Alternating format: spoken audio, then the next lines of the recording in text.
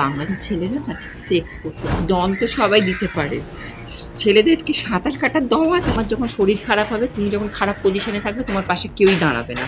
সে কি ভারতীয় জনতা পার্টি বলো, কি তৃণমূল বলো, আর কি সিপিএম বলো, না আগে সাঁতার কাটতে ভালো করে শিখুক, তারপর ছুটবে। রাজ্যপালের মুখে ঢুকিয়ে দিচ্ছিল, সেরকম একটা অবস্থা করেছিল। নিম্ন স্তরের নেতা নেত্রী তারা আমাকে ডাইরেক্ট ডেকে বলছে আপনি গা ঢেকে বসুন। ঋতুপর্ণা সেনগুপ্তকে আমি কিন্তু ড্রেস নিয়ে বলিনি। ভারতীয় জনতা পার্টির কিছু নিম্ন স্তরের যারা নেতা নেত্রী আছে, তারা দেখি ভীষণ কনজারভেটিভ তাদের মাইন্ডসেট। দেখো আমি তো ওয়েস্টার্ন, আমি যেহেতু বামপন্থী, তোমরা জানোই মোটামুটি, তা বামপন্থী মনস্ক, এবার সেখানে আমি অনেকটা বেশি লিবারেল, ঠিক আছে? তা এবার যারা তোমার ওদের নিম্ন স্তরের যারা সমস্ত নেতা নেত্রী রয়েছে, তাদের দেখি আমার ড্রেস নিয়ে তাদের প্রচণ্ড প্রবলেম। তারা খালি বলে কি যে আপনি ড্রেস এরকম পরবেন না, গা খোলা জামা পরবেন না। আমি একটা জিনিস বুঝে উঠতে পারি না যে এটা আমরা স্বাধীন ভারতবর্ষে বাস করি, ঠিক কি না? স্বাধীনতা কথাটার মানে কি, সে সর্বদিক থেকে স্বাধীন পাবে। সেকেন্ড হচ্ছে, ওরা হিন্দুত্বর যে কথা বলছে, যেখানে সেই হিন্দুত্বে কিন্তু মা কালীকে, সে মেয়ে যাই পড়ুক না কেন, তাহলে মা কালীকে এখানে তাহলে নগ্নরূপে কেন আমরা দেবী রূপে পুজো করছি, সেটাও বুঝতে হবে। কারণ এখানে মা কালীকে আমরা কি সেই নগ্নতাকেই আমরা সেই পুজো করছি, সেখানে কিন্তু সেই মেয়ের রেসপেক্টটা দিচ্ছি।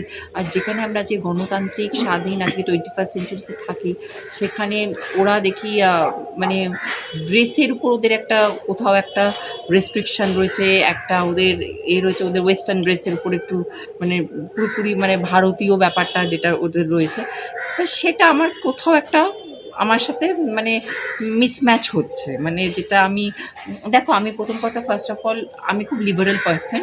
দেখো লিবারেল পার্সন যার জন্য আমি ড্রেসটা আমি যেটা আমি পছন্দ করি সেটা হচ্ছে আমি ওয়েস্টার্ন নিজেও আউটফিট পরি। আর আমার মনে হয় না কারো ড্রেসটা কারো রেস্ট্রিকশন হতে পারে। নিম্ন স্তরের নেতা নেত্রী তারা আমাকে ডাইরেক্ট ডেকে বলছে আপনি গা ঢেকে বসুন। মিডিয়াটা কোথাও একটা মিস ইন্টারপ্রিয়েট করেছে। দেখো ঋতুপর্ণা সেনগুপ্তকে আমি কিন্তু ড্রেস নিয়ে বলিনি।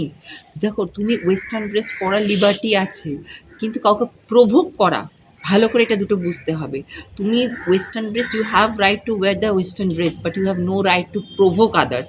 আর ঋতুপর্ণা সেনগুপ্ত যেটা করেছে সেটা হচ্ছে রাজ্য সভাতে গেছে, রাজভবন, সেই রাজভবনে গিয়ে রাজ্যপাল হচ্ছে একটা স্ট্যাটিউটারি পোস্ট, সেই পোস্টকে যেখানে ভারতের জাতীয় পতাকার সামনে দাঁড়িয়ে ওই কীর্তিটা করছে, ও প্রভোগ করছিল। ভালো করে জিনিসটা তোমরা হয়তো যদি রিলসটা দেখো, তাহলে তোমরা ভালো করে এখানে যদি চালানো হয় তোমরা দেখতে পাবে সবাই।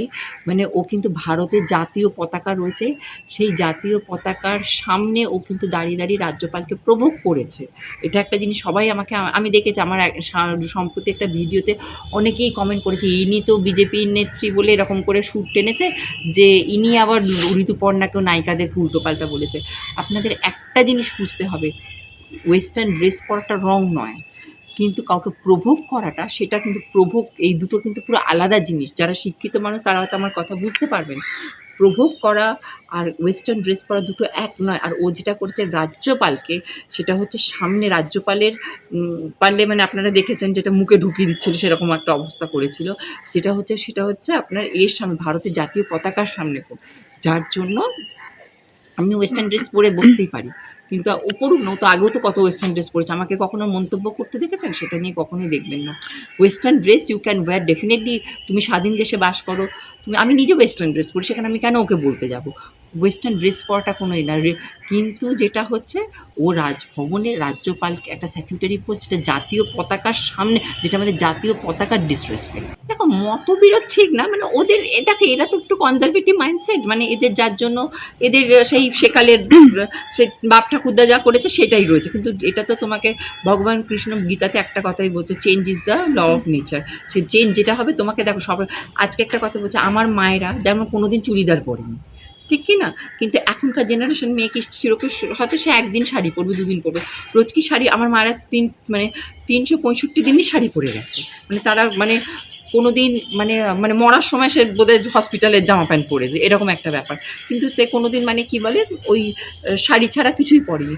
কিন্তু তোমাকে কিন্তু এখনকার জেনারেশন তো সেই ড্রেস পরবে না, না? এটা তোমাকে বুঝতে হবে।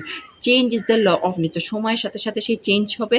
আর এই যে চেঞ্জটাকে আসার করতে পারবে, যে চেঞ্জটাকে মেনে নিতে পারবে, সেই সারভাইভ করবে।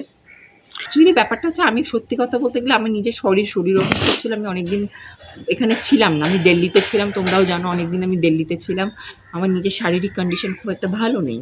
তা এবার সেই ক্ষেত্রে এবার দেখো দেখো একটা কথা বলে রাখি, তোমার যখন শরীর খারাপ হবে, তুমি যখন খারাপ পজিশনে থাকবে, তোমার পাশে কেউই দাঁড়াবে না। সে কি ভারতীয় জনতা পার্টি বলো, কি তৃণমূল বলো, আর কি সিপিএম বলো, তোমার সমস্যা তোমাকেই মেটাতে হবে, পরিষ্কার গল্প। সে যে যার ফায়দাটা লুটে চলে যাবে, কিন্তু আলটিমেটলি তোমার পাশে কেউ দাঁড়াবে না, একদম পরিষ্কার গল্প। তোমাকে ইউজ করবে কিন্তু তোমার পাশে কেউ দাঁড়াবে না, এটা হচ্ছে বাস্তব। এটা আমি যেটা বলি খুব বাস্তব কথা, এতে শুধু তিক্ততা হলেও সেটা তিক্ততা লাগবে, কিন্তু আমি যেটা বলি সেটা খুব বাস্তব কথা বলি। তা আমার মনে হয় না, আর সব থেকে বড় কথা দেখো, আমার তো উত্থানটা তো অভয়ের কেস থেকে উঠেছে। তা আমি নিজে ব্যক্তিগতভাবে আমি চাই না যে আমার সাকসেস ওরকম একটা ওই কারোর পেনের উপর বেস থেকে আসুক। শোনো, ওনাদের এখন রস হয়েছে খুব বেশি, তাই জন্য এখন এই বয়সে তো বুঝতে। আর দেখো একটা কথা বলছি, বাঙালি ছেলেরা না ঠিক সেক্স করতে পারে না, কারণ ওদের ওই ছোট ছোট ওই খোলসে মাছ থাকে, আর দমও থাকে না সাঁতার কাটার। ওই একটুখানি জাস্ট একটু আদর করবে, একটু ঘষাঘষি করবে আর ছেড়ে দেবে, আর কিচ্ছু করতে পারে না বাঙালি ছেলে। এই জন্য এটা হচ্ছে, ওইটাই করে যদি একটু আনন্দ পায় তাহলে করে, তা কী আছে, বান্ধবীকে একটু যদি আদর করে একটু করে আনন্দ পাক তাহলে পাক। ডন দিচ্ছে তো আমি কি করব? দেখো ডন তো সবাই দিতে পারে, ছেলেদের কি সাঁতার কাটার দম আছে সেটা আগে বলো তো। সাঁতার যদি ভালো কাটতে পারে তবেই তাকে আমরা পুরুষ হিসাবে ধরি, ঠিক আছে? কি বললাম, সাঁতার কাটার দম কিন্তু সবার থাকে না। ওই ডন দিয়ে আর কি হবে? শোনো, আগে সাঁতার কাটতে ভালো করে শিখুক, তারপর ছুটবে।